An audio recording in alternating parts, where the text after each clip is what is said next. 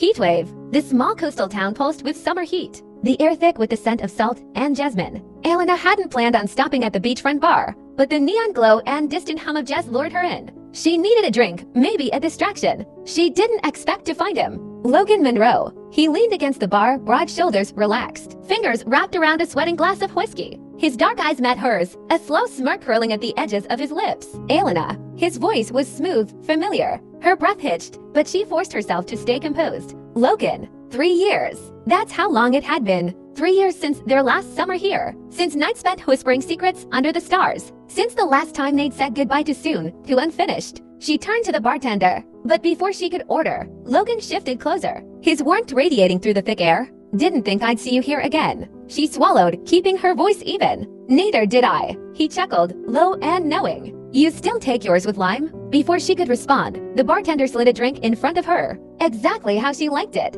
She shot Logan a look, but he only raised his glass in a silent toast. The ice clinked as she took a sip, but her focus wasn't on the drink, it was on the way Logan watched her. Like he could see through every carefully placed wall she had built. You staying long? He asked, his voice quiet. She hesitated. She should say no. She should walk away, pretend the past was the past. But then his fingers brushed against hers on the bar, just the lightest touch. Barely there. And yet, it sent warmth curling through her, as potent as any summer breeze. Elena, he murmured, leaning in just enough for her to catch. The scent of cedar and something unmistakably him. Tell me you don't feel it. She exhaled, heartbeat unsteady. She had spent 3 years convincing herself she had moved on. That what they had was a fleeting summer thing. But the way his voice wrapped around her name, the way his touch sent fire racing through her skin, she couldn't lie. I never stopped feeling it. His gaze darkened, lips parted as if he had more to say. But the air between them had already shifted. The bar, the music, the people around them faded into the background. Elena took a slow step closer,